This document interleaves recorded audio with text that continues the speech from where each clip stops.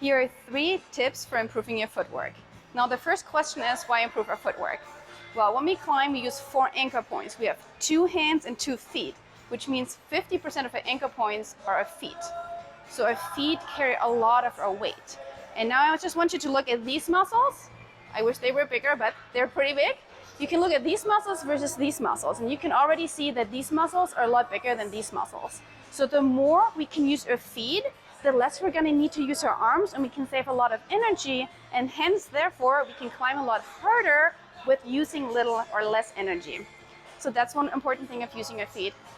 Also, most of you probably know that keeping tension on the wall is very important for us to keep our hips in and stay on the wall, especially when the angle gets really steep. Now, in order to keep tension, we need to use our feet well.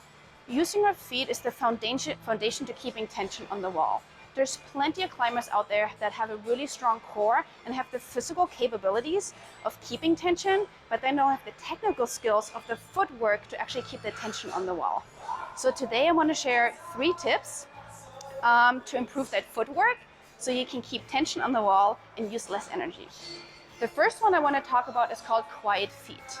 And quiet feet is an exercise that we use to practice control, mostly through our lower limbs and through our leg, and kind of also pay attention to where we're placing our feet and how we're placing our feet. So the goal of this exercise is to be like a foot ninja. So I'm going to demonstrate this. So as you're placing your feet, you can use any feet that you want to, but I want you to place them slowly and really quietly. Use any foot that you want to and place them slowly and quietly.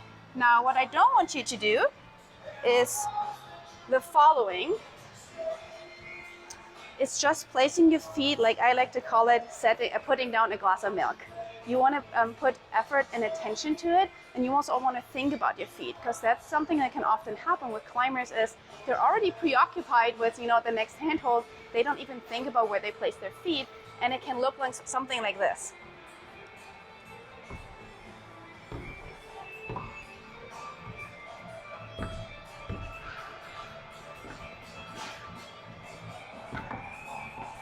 Did you see how I even just missed the foothold? When we don't place our feet quietly and intentionally, we can easily miss footholds and also not use the best part of a given foothold, which leads me to my tip number 2 that we call precision feet. So the technique that I just described was about placing your feet quietly, and we want to use the same principle, but now we also want to place our feet with precision onto the foothold. Specifically, we want to place our big toe onto the best part of the foothold. And this is to gain and maintain control through our foot. So I'm going to show this to you if you want to look at this foothold down here. So this foothold right here is a triangular shape. So before I even climb, I'm going to think about where to place my foot. And as you can hopefully see, if I place my foot all the way to the left, I'm not going to have a lot of surface area to step on. But all the way on the right, I have a lot of surface area to step on. So in this case, this is a much better foot for me to use. So I'm going to try that. I'm going to use my quiet feet and precision feet now.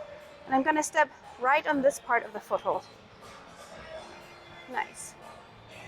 And then up here on the next one, same one. If I step right here, this is a much better part of a foothold than, for example, too far on the left. See, I can already see how my foot is sliding off if I push it too far to the left. So we want to make sure that we place it exactly where we need it when we practice this drill. Okay. And number 3 is my favorite.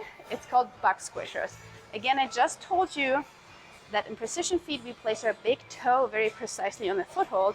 And now for buck squishers, what we're going to do, we're going to add dynamic movement, which is what we do in climbing, to this foot drill, meaning we need to be able to rotate on a given foot.